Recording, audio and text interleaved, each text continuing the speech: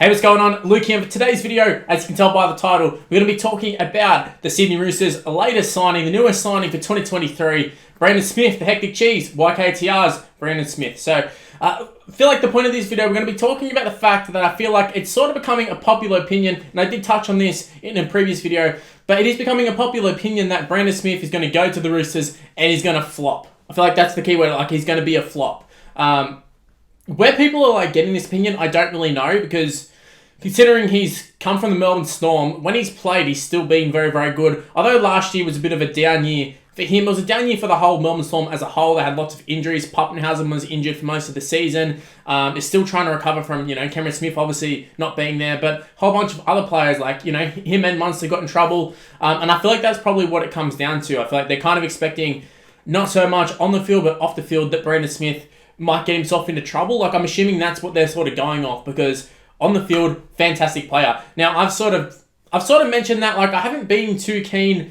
on Brandon Smith as of late. Like, he was definitely one of my favourite players for a good while. Then he sort of started opening his mouth a little bit too much, and he was doing interviews, and it kind of didn't rub me the wrong way. Obviously, I don't know him, but just in terms of, like, the public perception, I was like, oh, it's just a little bit different. Like, started talking about the Melbourne culture and all that sort of stuff. I still remember he did the YKTR interview before he'd actually signed with the Roosters, and basically was, basically all by saying he'd signed with the Roosters, but, oh yeah, I better go talk to Craig Bellamy, I owe him that. Like, it's basically kind of what the gist of the interview was, talking about winning premierships and that sort of stuff, and he hadn't even signed with them, apparently. But, yeah, I think that rubbed a lot of people the wrong way. So the public perception is now like, oh, this lovable larrikin isn't lovable anymore, and now he's playing at the Roosters, so we can't hope he flops. I think that's more of what it actually is, because if you actually base it off his football ability, base it off everything we've seen over his whole career, this dude's going to kill it for the Roosters. He's going to be the perfect signing. So, still think there's a lot of talk about like whether he's going to fit in at the Roosters. Why would he not fit in at the Roosters? If he can fit in a Melbourne side where he was playing out of position, and like, you think, Brandon Smith, New Zealand hooker, he played one season where he actually played as the dominant hooker, not coming off the bench, not sort of like mixing and matching and, playing prop one game and playing lock the next and playing hooker. He played one full season and he got Dally M Hooker of the Year. He goes and plays for New Zealand, he played for the Maoris. Even back in the day when he was Cameron Smith's understudy, it was all like, oh yeah, he's going to come into the side, because we saw how good he played for the Maori side. He absolutely killed it. Surely he's going to come into the Melbourne side. And then Harry Grant popped up. So, yeah, look, Brandon Smith definitely has had the rug pulled out from him multiple times. I can see why you'd be frustrated. I can see why you'd like to look elsewhere. Everyone talks about Melbourne culture and you want to stay there, you want to win premierships and all that sort of stuff, but he's kind of been there and done that. Time to move on to like something else. Like, he's won premierships, but end of the day, like, he can go get a fat paycheck from the Roosters, set himself up for life, and probably still win premierships anyways. Like, if you're going to... Same way with Cooper Cronk. It's not like they're moving to these little slummy sides. Like, I sat here in the season before, like, when Cameron Smith retired, and they were sort of talking about Brandon Smith getting an opportunity, and Harry Grant, and then Harry Grant got injured, and I remember sitting here in the exact same spot and saying, Bulldogs need to sign Brandon Smith right now, because his value is going to increase dramatically. Like, he's going to have a chance to impress. And impress is exactly what he did. By the end of the season, like I said, Dally M, Hooker of the Year, been playing in a great Storm system. Even so, like, even if, worst comes to worst, you can chuck him in other positions. But for me, I'm excited just to see how he goes as a hooker, like predominantly a hooker, because we've never, like, Brandon Smith, we know he's a hooker, but we've never really seen him just be the guy. Like I said, there's always been Harry Grant there, there's always been Cameron Smith there. He's always had the other dudes who are basically the Australian number 9.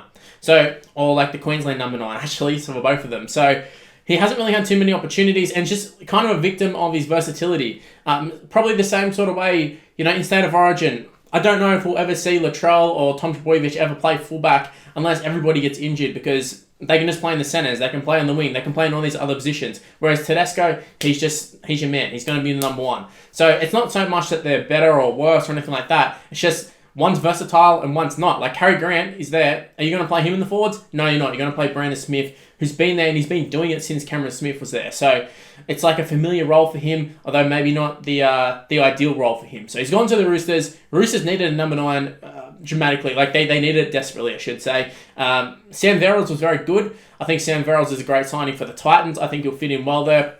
just his whole style of play and all that sort of stuff. Like, Sam Verrills is a good player. We saw him score in the grand final. He came in and did a fantastic job for the Roosters. I think he would have been in the future if he could actually stay on the field. He just keeps getting injured. But I think Brandon Smith's going to come in. I do have like some little worries about off-field stuff, obviously, but because he does seem like a bit of a party boy moving to Sydney. Like, in Melbourne, I think it's been talked about. Like, you can walk down the street as a Melbourne Storm player, nobody knows who you are. Go to Sydney, everybody's going to know who Brandon Smith is. Like, he's a New Zealand star. He plays for the Roosters, one of the best players in the comp. And by the end of this season, he could be the best hooker in the comp yet again. And I do say that. Like, I think he was the best hooker in the comp when he played the number 9 for that whole season. So I can't stress enough how good of a player Brandon Smith actually is. And it's just crazy to me that there's a lot to talk about him being a flop. And like I said, it's got to purely be down to the fact that they want him to be a flop. Even if you just go off his stats alone, like I'm just looking at his stats here. Melbourne Storm, 107 games. So he's only played 107 games. I feel like he's been around for a lot longer. He is 26, but he scored 22 tries. He's also played 12 games for New Zealand, going back to 2018. So he's already in the New Zealand side. He debuted in 2017. By 2018, he was a New Zealand hooker, or at least in the side. I know they don't have like a whole bunch of options, but he's quite clearly the number 9. He's who you want there. He's just played in the Maori All-Stars as well. So, look, he's won a premiership with the Storm. He's played in a couple of grand finals. He's obviously going to the Roosters, so he's going to another powerhouse. Similar sort of thing with Cooper Cronk, gone from one powerhouse to another. He's not going to be slumming it out. I sat in and said I wished he would have signed with the Bulldogs. Obviously, it didn't happen. We ended up with Reid Marnie. I'm pretty happy with that one. But there's actually been a lot of dummy halves being passed around. I was going to use the other word, but I thought we would avoid that one. But a lot of dummy halves being passed around this season. But I think Brandon Smith is the peak of it. I did name him as my number 1 of the top 5 signings of 2023. And, going into the season, like, this could be a masterstroke by the Roosters. It could be absolutely terrible, but who can you really say that the Roosters have gone out and made a proper effort to sign and hasn't worked out? Like, they've got a good side anyways. As long as Brandon Smith is just there, even if he's just a battering ram, does half a job for them, if he plays it to like 50% ability, I still think he's going to be good enough and he's going to add enough to that Rooster side that they can realistically win the comp. In the previous seasons, they've had plenty of injuries. Like I was talking about Sam Verrills, and just whoever chucked on the number 9 jersey ended up injured. So that is obviously going to be a little bit of a worry for the Roosters going forward, but I think they should be fine. I think the Cheese should be fine. Just got to stay out of the shit off the field because, like I've said it a few times, but I think that's been the actual problem with Brandon Smith. Like I said, try and fold him on the field. You can't really fold him. A couple penalties here and there, lack of discipline sometimes, but for the most part, tries his guts out. Apparently a great trainer, a good lad to have around the team. Gets around it, gets amongst the boys, gets the vibes up. I think he's going to add a lot to the Roosters, which is kind of scary because, like, you look at their roster already, they're absolutely stacked. Even talks of Roger Tuivasa-Sheck coming back, can't believe it. But between Tedesco, Luke Keary, Sam Walker, Crichton, I was going to say Corden, he's not there anymore, but, your Radleys and such, Joey Manu, Daniel Tupou.